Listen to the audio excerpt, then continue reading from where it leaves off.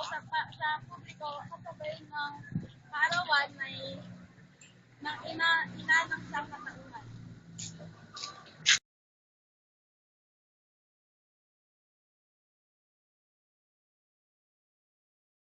Brother, siya po yung parish secretary, siya po yung nag-assist sa akin ng parish exposure. Brother, magay ka sa po. Hello, sir. Magandang hapon po. Okay. Okay natin. Thank you, brother.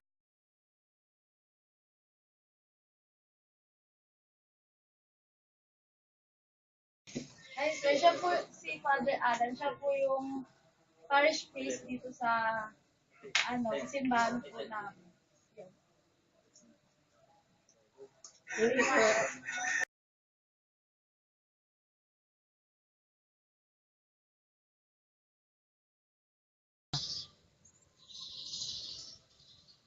Hi, sir.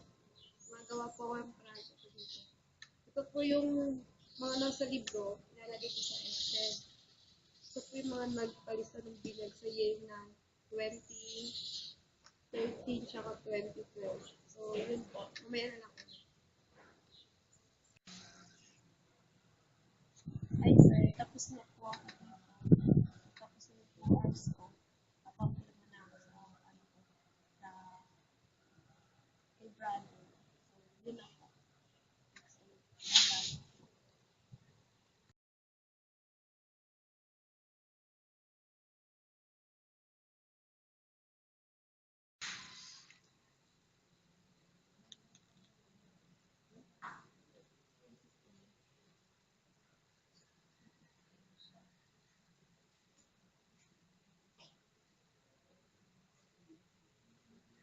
Yan na.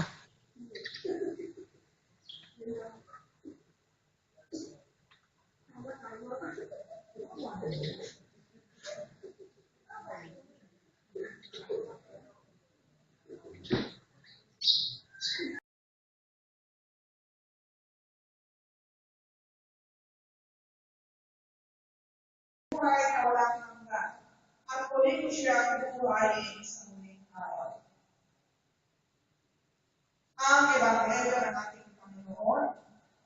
Lugod-lugod natin, Panginoon. Okay, pagsabi. Ang Ebanghelyo ng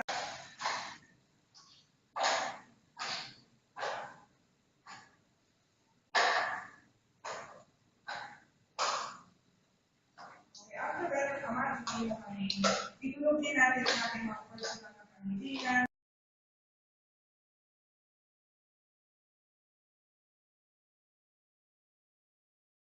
Si Lian, magpusaon. Napa, si Sir Liana,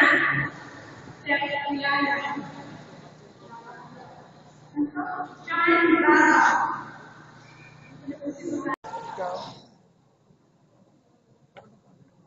Mayroon na ba? Wala pa. Asa kayo na? Sulit ka na ikino.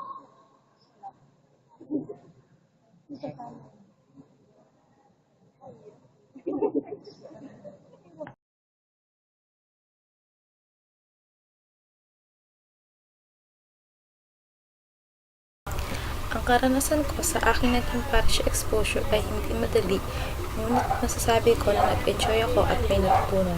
Sa aking una at ikalawang parish exposure ay gumawa ako ng mga office works tulad ng paglilista at pagtatype ng mga pangalan ng mga batang bibinyagan.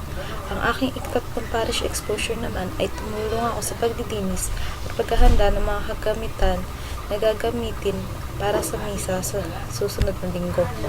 Ang aking huling parish exposure naman ay tumulong ako sa pagbibinyag ng mga bata sa aming parokya. Kahit naging mahirap ang aking mga gawain, ay masasabi ko na may natutunan ako.